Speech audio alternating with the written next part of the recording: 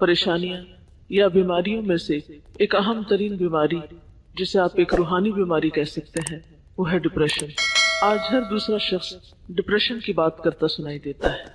सवाल ये पैदा होता है कि डिप्रेशन क्यों पैदा होता है, डिप्रेशन क्या चीज है, उसकी अलामात क्या है और उसका इलाज क्या है। डिप्रेशन, जिसे आप उर्दू में मायूसी, गमजदगी, अफसुर्दगी और पस्त हौसला होना कह सकते हैं, दुनिया से दिल उचाट होना, दुनिया की एक्टिविटीज में पूरी तरह पार्टिसिपेट न कर सकना, ये ऐसी कैफियत है जिनका तजुर्बा आज का हर इंसान कम या ज्यादा करता है। हर इंसान के ऊपर किसी न किसी दर्जे की मायूसी की कैफियत आती है, गम भी आता है, एक उदासी की कैफियत भी हर इंसान पर आती है। लेकिन एक नॉर्मल इंसान और एक बीमार इंसान में फर्क ये होता है, एक नॉर्मल इंसान पर ऐसी कैफियत आती है और गुजर जाती है और वो बहुत जल्द इनका मुकाबला कर लेता है।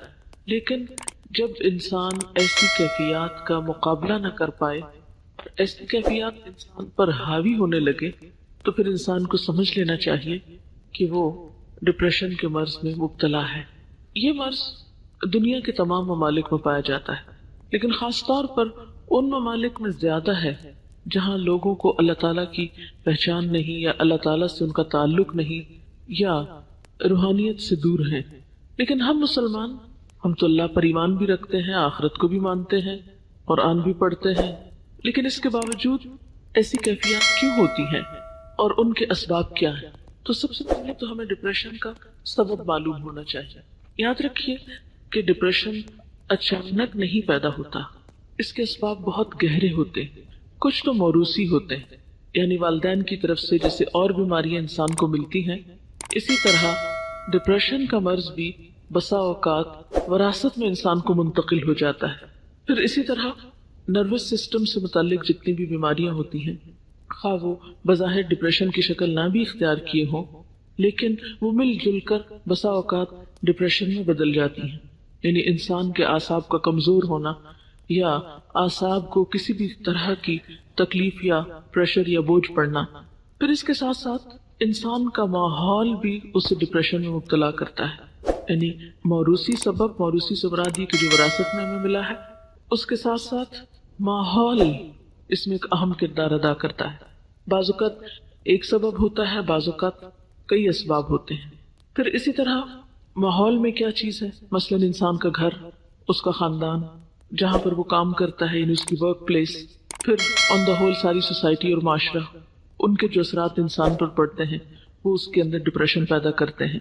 लेकिन तजुर्बे से ये बात पता चली है कि डिप्रेशन के खारजी या माशरे के या सोसाइटी के असरात से ज्यादा घर के असरात या अंदरूनी असरात जो हैं वो इंसान पर ज्यादा मुरतब होते हैं, या इंसान को ज्यादा परेशान करते हैं बनिस्बत बैरूनी असबाब के। और डिप्रेशन का अहम तरीन सबब या अहम तरीन वजह इंसान का वो घर है जिसमें वो रहता है, और ऐसा घर जिसके रहने वालों के दरमियान बाहम मोहब्बत और मवद्दत और एक दूसरे के साथ मुआफ़क़त ना पाई जाती हो। जिस घराने के अंदर, जिस खानदान के अंदर रहने वाले अफराद के दरमियान बाहम बदगुमानी पाई जाती हो, बाहम एक दूसरे के साथ डिफरेंस ऑफ ओपिनियन हर मामले में पाया जाता हो, और खुसूसन वो बच्चे डिप्रेशन का शिकार होते हैं बड़े होकर जिनके वालिदैन ने उनको भरपूर तवज्जो न दी हो, या जो वालिदैन की मोहब्बत और शफकत से किसी भी वजह से महरूम हुए हो, या जिन पर वालिदैन ने बेजा सख्ती की हो नाजायज तौर पर। फिर इसी तरह डिप्रेशन के इन असबाब के साथ साथ इंसान की बिल्कुल अपनी जात के अंदर भी कुछ कशमकश होती है जो डिप्रेशन का सबब बनती है। अंदर की कशमकश क्या होती है कि इंसान के अंदर कुछ ख्वाहिशात होती हैं, और वो ख्वाहिशात बिल्कुल फितरी ख्वाहिशात होती हैं। तो बाज़-औक़ात जब इंसान की वो ख्वाहिशात पूरी नहीं होती, या वो ख्वाहिशात हद से बढ़ी हुई होती, या वो ख्वाहिशात जायज़ की हुदूद को क्रॉस करना चाहती हैं, और माशरा या दीन या मजहब या हालात या माहौल हमारा उसके रास्ते में रुकावट बनता है, तो ये जो अंदर की कशमकश है ये भी इंसान को डिप्रेशन में मुब्तला कर देती है। यानी ज़ाती खलफशार, अंदर की कशमकश, अंदर की जंग। मसलन दिल एक चीज को चाहता है, लेकिन दूसरी तरफ इंसान देखता है कि उसके हालात उसको इजाजत नहीं देते, मसलन उसकी जेब इजाजत नहीं देती, उसका खानदान इजाजत नहीं देता, उसका दीन इजाजत नहीं देता, تو یہ جو کشمکش ہے انسان کے اندرونی جذبات کی اور بیرونی دباؤ کی، یا اندر ہی ایک قوت ہے جو ایک چیز طلب کر رہی ہے اور دوسری اس کو روک رہی ہے، تو وہ اندر کی جنگ جو ہے یہ بھی انسان کو بیماری میں مبتلا کر دیتی ہے۔ ان اسباب کے ساتھ ساتھ علامات کا جاننا بہت ضروری ہے، کیونکہ کسی بھی بیماری کی جب علامتیں ہم کو پتہ چلتی ہیں تو پھر انسان اس کا صحیح طور پر علاج کر سکتا ہے۔ ان علامات میں پہلی علامت ہے تنگ دلی کا احساس، دل کی گھٹن، اندر کی گھبراہٹ، پھر اطمینان کا نہ ہونا، سکون کا نہ ہونا، بلا وجہ بے چینی کا احساس بغیر کسی ظاہری سبب کے۔ بعض اوقات تو انسان بے چین ہوتا ہے، غمگین ہوتا ہے، اداس ہوتا ہے، اس کی کوئی وجہ ہوتی ہے۔ مثلا آپ کو پتہ چلتا ہے خدا نخواستہ کوئی عزیز دوست رشتہ دار فوت ہو گیا، کوئی نقصان ہو گیا، کوئی مال کا نقصان ہو گیا، کوئی اور کسی چیز کا نقصان ہو گیا، تو ایسے نقصان انسان کو غم میں یا دکھ یا تکلیف میں مبتلا کرتے ہیں۔ ایک بہت واضح اور آبویس سی ریزن ہوتی ہے، انسان کو پتہ چلتی ہے، لیکن بعض اوقات جب وجہ نہیں پتہ چلتی اور اندر ایک بے چینی ہے تو یہ پھر ڈپریشن ہے، یہ ڈپریشن کی علامت ہے۔ پھر اسی طرح سوچ میں تلخی، نیگیٹو تھنکنگ، ہر چیز کو الٹا دیکھنا، ہر چیز کو الٹا سوچنا، کسی کے سیدھے کام کو بھی غلط سمجھنا، ہر ایک پر شک کرنا، بدگمانی کرنا، یہ بھی اس کی علامات میں سے ہے۔ اور پھر ان ساری چیزوں کے نتیجے میں انسان کی نیند میں گڑبڑ ہو جانا، یعنی اللہ تعالیٰ نے انسان کی ان ساری تکلیفوں کو دور کرنے کے جو اسباب رکھے ہیں، اور اس میں خاص طور پر ایک بہت بڑا سبب جو ہے وہ نیند ہے، جس سے انسان سکون پاتا ہے، اس سے انسان عاری ہو جاتا ہے۔ اور اس وجہ سے آپ دیکھیں کہ بہت سارے لوگ نیند کی دوائیں کھا کر، مسکن ادویات کھا کر سوتے ہیں۔ تو ایسی ادویات کھا کر اپنے آپ کو سلائے رکھنا اور اپنے آپ کو دنیا کے وسائل سے فرار پر آمادہ کرنا، یہ اس کا علاج نہیں ہوا کرتا۔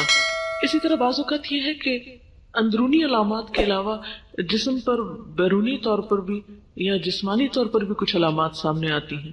مثلا بہت زیادہ پسینہ ایک دم آنے لگنا، دل کا زور زور سے دھڑکنا، جسمانی کمزوری ہو جانا، انتہائی تھکاوٹ محسوس کرنا، یعنی تھوڑا سا کام کرنے پر بہت زیادہ تھک جانا، کام کرنے کی صلاحیت کا ختم ہو جانا، وسوسوں کا شکار ہو جانا۔ اسی طرح بعض اوقات مختلف فوبیاز جو ہو جاتے ہیں کہ لفٹ میں نہیں چڑھ سکتے، بند کمرے میں نہیں جا سکتے، اندھیرے میں نہیں جا سکتے، تو یہ چند ایک ظاہری اسباب بھی انسان کو پریشان کرتے ہیں، جو کہ عام نارمل حالات میں انسان کے لیے پریشانی کا سبب نہیں ہوتے۔ ایک مثلا ایک نارمل انسان گھر میں اکیلا ہے، اندھیرے کمرے میں جا رہا ہے، لائٹ چلی جاتی ہے، وہ اسے بہت نارمل لیتا ہے، کہیں اوپر جانا، نیچے اترنا ہے۔ لیکن جب ڈپریشن ہوتا ہے تو ایسی چھوٹی چھوٹی چیزیں انسان کو بہت بادر کرتی ہیں، انسان کو کمزور کر دیتی، انسان ان چیزوں کے سامنے ہارنے لگتا ہے۔ پھر اسی طرح بعض اوقات تو یہ چھوٹی چھوٹی بیماریاں جو ہیں بڑی بیماریوں میں تبدیل ہو جاتی ہیں۔ مثلا بعض لوگوں کو السر ہو جاتا ہے، ہائپر ٹینسو ہو جاتے ہیں لوگ، اسی طرح استھما کی بیماری ہو جاتی ہے، بعض لوگوں کی اسکن پر ہی ڈیزیز آ جاتی ہے، جیسے ایگزیما وغیرہ ہو جاتا ہے۔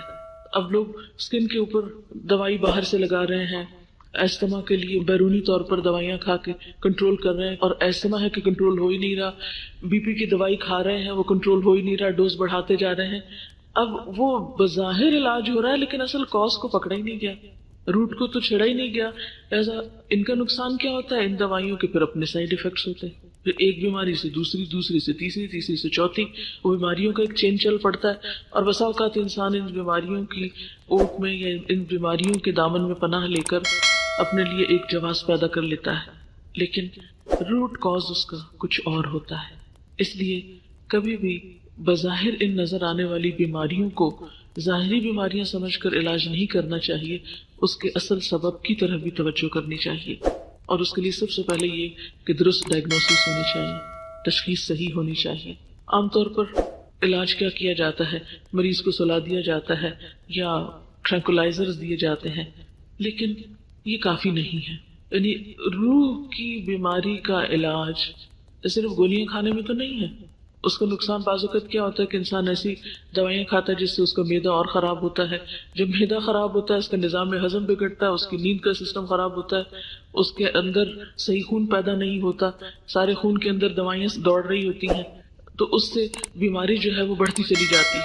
یعنی انسان ظلم پر ظلم اپنے ساتھ کرتا چلا جاتا ہے لیکن چین کہیں بھی نہیں پاتا۔ ایسی صورت میں انسان کو حقیقی علاج کی طرف رجوع کرنا چاہیے، اور وہ کیا ہے؟